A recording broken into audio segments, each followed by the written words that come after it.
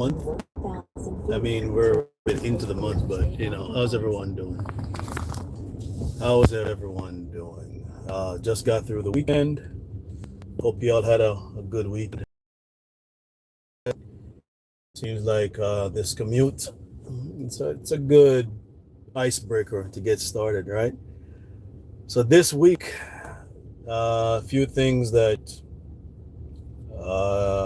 I have on my mind that I kind of want to do, and then we'll build on that, all right? One of them, I think maybe all of them are going to be in the form of questions, right? The first question is this: why do you work? Why do you go to work? Why is it important for us to have a source of income or something that will bring in some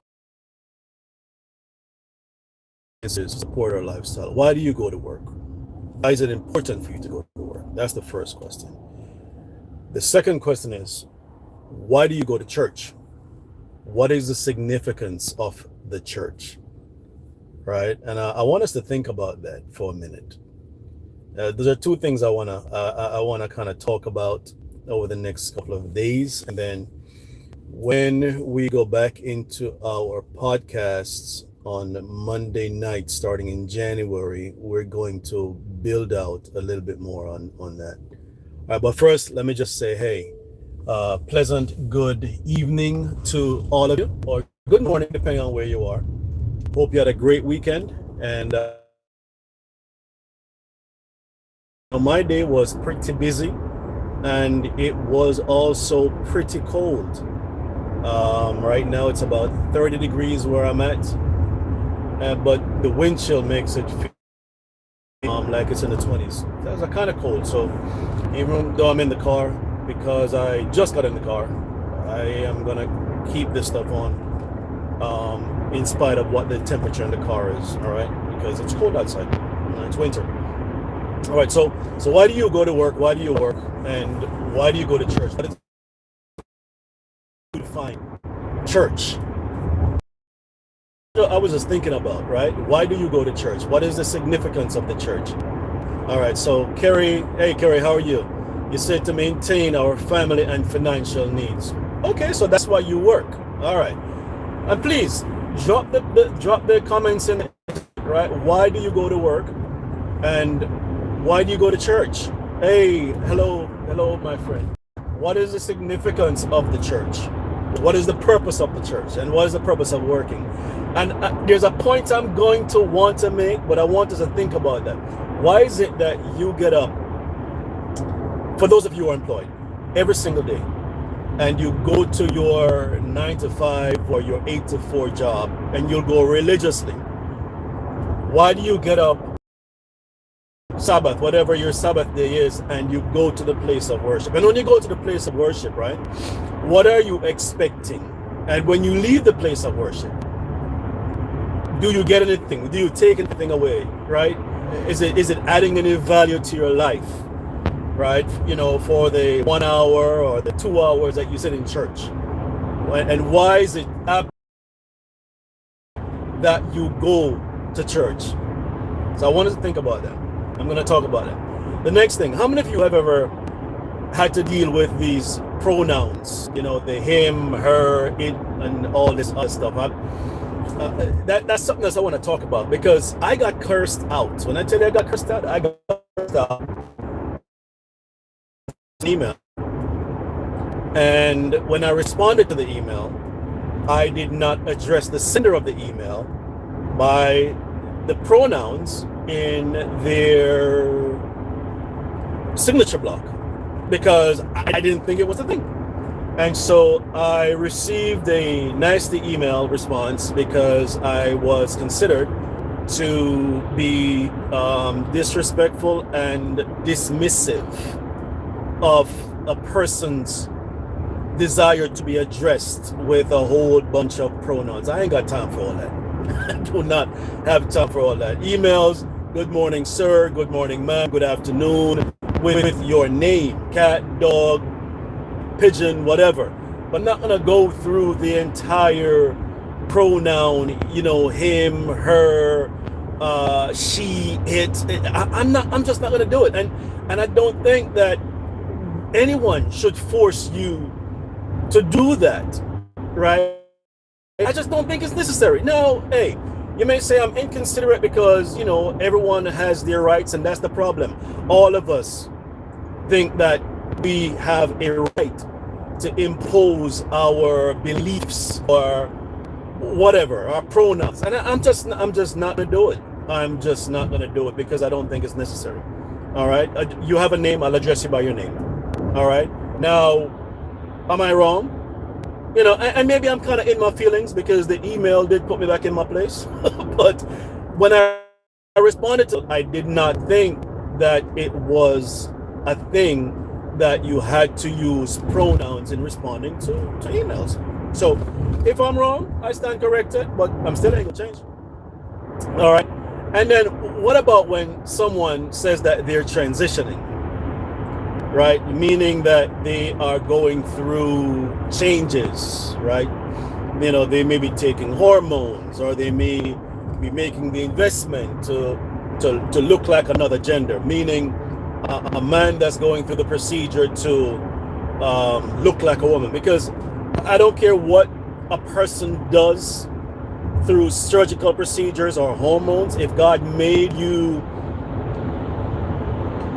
biologically a man, I don't think you can change your genetics to have your genes or your chromosomes say that you are not who God made you to be. And so when I know you as Steve, and you come now, you're going through your phases, and you say, hey, Rick, I'm changing my name, and I want to be addressed as Stephanie going forward. That's a hard one for me to do, man, because now you're asking me to lie to you. And God knows I've been dealing with this lying spirit, man. And for you to come now and, you know, you're opposing your gender change and your name change, and now you want me to address you, Steve, now as Stephanie, I'm gonna have a problem with that, because now I'm lying to you and I'm lying to myself, because I know that God made you swinging, all right? Or God made you, you know, whatever the opposite of that is. God made you, you know, to be a man. So I am not going to address you as with a female's name. Now, you have some names that are, I think the term is gender neutral, and I get that. Let me see, a gender neutral name. Michael. Is it Michael? I think Michael is a gender neutral name. I don't know. But don't expect me to address you as something. And people get offended by that, because they want to impose something on you that me, I'm a tough cookie, man. I am a very tough cookie. If I met you before your transition, and you're transitioning, and now you want me to address you as a female, I'm not going to do it. So that's one relation, or that's one friendship that's gonna end right then and there, because I'm just not gonna lie to you, and I'm not gonna lie to myself, and I'm not gonna impose any type of twisted belief or lifestyle on myself, my family, especially my children, because they have enough. So how do y'all feel all three of the things that I just mentioned, right? Do you think that anyone should force you to address them as something that they're not? Maybe one day they get, you know what, today I feel like a dog. And funny enough, that people who feel like they are dogs, they call them furry, F-U-R-R-Y or F-U-R-R-I-E-S, a furry. You know, somebody who thinks that they are a dog, and so they put on a suit that makes them look like a big bulldog. So, you know, because they feel that they were made to be a dog, or a man that figures, you know, oh my, I just didn't feel like a man. I feel like a woman. So I wanna walk and do all of this stuff, and with my, you know, put makeup on, and, you know, get my hair done and all this stuff. All that stuff is not for men, man. And even this metrosexual stuff, I don't think men need to be men. And when men start doing all this stuff, you know, going out and getting your nails done, what is it, your cuticles, and putting on clear nail polish, that's drawing the line. Now, let me tell you this. When it comes to self-care, maybe, just maybe, and I think I have, I'll go and I'll get my heels scrubbed because, you know, us men sometimes, we don't use lotion all the time, and so your heels tend to be rough. So I'll probably go and get my heels scrubbed, right? And then, you know, get a little massage, and then they put a little bit of oil on it and all this other stuff. But we are not doing any type of clear nail polish on your nails, and we're not doing all of that. That's not masculine. I leave female stuff for the females, and when men start to dip into what is meant for females, that's where all of this mess start from. Then you're gonna want to start to wear female clothing. As a matter of fact, men wear female clothing now. Guess who's not gonna do it? This brother right here. I'm not doing it. I don't care how good you say it feels. I don't want to know. I'm gonna wear clothing that is made for my gender, and I'm gonna talk with all the bass in my voice, because guess what? That is who I am, right? So please, how do you feel about that? And watch this. If it's a family member that comes to you and say, hey, you know, I am going through a transition, because that's what they call it. No, you're going through psychological issues. That's what I call it. And, you know, I am trying to be, hey, what's up, boss? You know, and I'm trying to be, you know, I wanna be a girl. Let's say you're from a family of boys, and one of your brothers came up one day and said, you know what, I feel like, you know, I was born to be a girl, so I'm gonna go through and and be a girl, right? What would you do? What would you do, man? What would you do, right?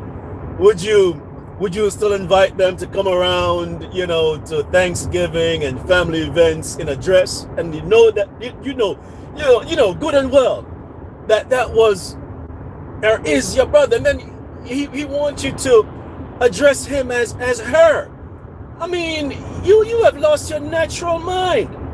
And I'm gonna tell you this. I will tell you, don't come around me, because I ain't got no sisters, man. All right, and God forbid you want me to call you something else, some female name. It ain't gonna happen. So guess what? You can take me off your Christmas list. I don't need no gifts from you, and I'm gonna return the favor. You know, and society, we need to take a stance. You know, I said this when the president did his inauguration speech. Hey, yeah. They're crazy. And I think one of the things that the president, now listen, I'm not going to sit here and tell you that I'm a big Mr. President supporter. But if y'all remember his speech, one of the things that got me to sit on the edge of my seat was when he said that, you know, there are two genders that God made. And you know what them two genders are? Male and female. And listen, man, I tipped my glass to him. I said, listen, brother, I applaud you, because that is nothing but the truth. God made two genders, males and females. And I don't believe that the good man upstairs made any mistakes when you were pushed out of the birth canal. You came out as a boy, well, live your life as such. If you got pushed out as a girl, well, live your life as such, right? And go have some babies, you know, get married, find a boyfriend, do whatever, and, you know, and do what you do. All right, do what you do. But I am never gonna support that type of I'm just never gonna do it, and I'm not gonna be forced to do it, right? And there was a time, if you remember, on TV, they were imposing this stuff on you, because you could not sit and watch the television without them switching to a commercial with two men kissing or two women kissing and all this other stuff, and you're sitting there trying to just have some peace, and then they come and just mess up your movie moment, and it's just disgusting. And then, you know, then they start coming out the closet, and so now me, who am heterosexual, a very heterosexual male. Now I have to sit here and be offended. And watch this. And you can't be offended because how dare you not allow people to have their freedoms? Well, listen, you're imposing on my freedom as a heterosexual man because I don't want to see two men with beards as thick as mine going in. I just don't want to see it. And they were doing that stuff, you know, like they didn't respect you. So why do you think that I'm going to respect you if you don't respect my morals? And I believe that men need to find a woman. And I believe that women need to be with a man. And watch this. If you don't want to be with somebody, be by yourself. But don't tell me that I'm going to be with a man because men understand men. And don't tell me I'm going to be with a woman because women understand how to treat women. That's not how God made this thing. And that's not how this thing works. And listen, I believe, and this is just me, that if, and I'm saying this because not everybody is super religious, but for those of you who are religious, if you believe that there is an end, and if you believe that we're gonna, you know, have to stand before the Creator, before the judgment throne of God, and give an account for our lives, and you and bleach your skin because you believe that you were born, you are black and as black as me, you but because society says that, you know, if you're a lighter complexion, you'll have certain privileges. So you're gonna go and, you know, lighten your skin because you want to be accepted by them. And I mean no harm, I really don't. But again, facts is facts, right? Or, you know, you go ahead and you put in the fake butt, and you go ahead and do the plastic surgery, and you go ahead and put in the boobs and stuff. You know, everything that goes against how God created you. What are you going to tell God when you stand before God? That God, you know what? You know, I was going through a phase, and I didn't think you did such a good job. I think you messed up. When you had me go through the 3 trimesters and come out as a female, God, I think you messed up. But I fixed it for you, though. I went ahead and I found me a good doctor, a good physician in Brazil. And they went ahead, God, and they corrected it because, you know, you made me to be a female, but I was really meant to be a man. So God, I went ahead, I did the procedure, and I undid your mistake. Can you imagine that conversation? Because when God made you, when God formed you in the womb, right? He didn't make a mistake. He knew that you were supposed to be tall, dark, and handsome, or short, 4'2", whatever the height was, you know. God didn't make a mistake. When God made you, you were perfectly made. God did not make a mistake. Whether he made you light-skinned, or he made you dark-skinned, or God somehow made you to be petite or obese like myself. Mistake. And you have just got to learn how to be comfortable in your skin. Be comfortable with in the mirror, and encourage yourself. See who's looking back at me. I'm just so in love with you, right? And I'm so glad that God made you how he made you. And I'm going to enjoy this skin. I'm going to enjoy my identity, and I'm going to be the best man. I'm going to be the best woman that God wants me to be, and I'm going to be happy. I am be happy. And watch this. If for some reason, you know, family, you know, you put on a little bit of weight, change your diet. Start walking. Get a gym subscription if you have to. But don't start pumping your body with all these different types of drugs, you know, to lose weight, or go and do procedures to shrink stomach. Just discipline yourself. Change your mindset. And if you need some assistance with that, find an accountability partner who's going to say, listen, you know, it's not healthy to carry all that weight around. And don't be so sensitive, because they're coming to you and they're having this conversation with you because they care. It's not healthy. It's not healthy, really, to carry around a lot of weight, you know, because you're causing your heart to overwork. And watch this now, with the weight and this thing that called sleep apnea. And I mean, small people have sleep apnea because sleep apnea, it's as a result of your what you call it? Your throat collapsing, right, while you're sleeping. but the heavier you are, obesity, it really serious health risks. So find an accountability partner, right? Go take walks, right? Change your diet. Stop eating, all the sugary stuff and all the greasy stuff, and stop eating late at night. Find a good time to have your last meal, like at 6 o'clock. That's your last meal, and everything else, just have some water or some tea and go to bed. In the morning when you get out of bed, the first thing you want to do is have a glass of water.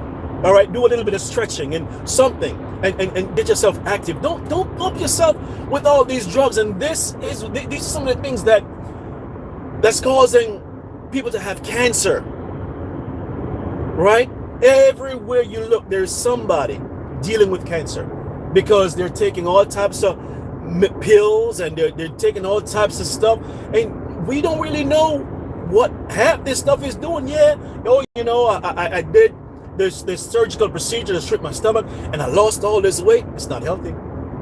And do you know how many people I know that have done that particular surgery, and somewhere down the line they put the weight up back on because they begin to, old habits didn't break. You know how many people I know that have taken the injections, and they lost all this weight, almost looking sick, and then they put the weight back on because I think it's kind of expensive to take the drugs. And it's drugs, and you don't know what this thing is doing to your liver. You really don't know what these drugs are doing to your system. So what I'm trying to say is, be happy with who God made you to be. Don't go around, and sisters, and some brothers too, if God made you with a flat bum, be happy. Don't go talking about you're gonna do what they call it. Is it the BBL, whatever, butt lift and all this other stuff, looking like you're walking around with a pamper? It just don't look right. It just don't look. Be happy. If God made you flat like me, like a pancake, be happy with that. And there's some other things I'm gonna talk about as we move along, because society it's messing up a lot of our minds. It's messing us up. And we need to have real talk with people who will say, listen, stop paying attention to, and it's peer pressure. It is peer pressure. People are forcing you to transform yourself like a Power Ranger or Transformer, to be somebody or something that you are not. All right. So I'm gonna end my rant right here, but remember, there's two other things I want to talk about, and I really would love to see your comments. Why do you go to work? And why do you go to church? Right? And I'm going to talk about that and do a comparison with that in the future. Why do you go to work, and why do you go to church? Think about that, and we're going to come back to that, man. So listen, this is just the first of many episodes. I see the comments for you guys. Think about it, leave your comments, and let's have some real talk. All right, let's have some real talk, and I want to hear from you. Until, I don't know, maybe tomorrow or the following day, depending on how the traffic is, man. Peace. And share the video, all right? I'm out of here.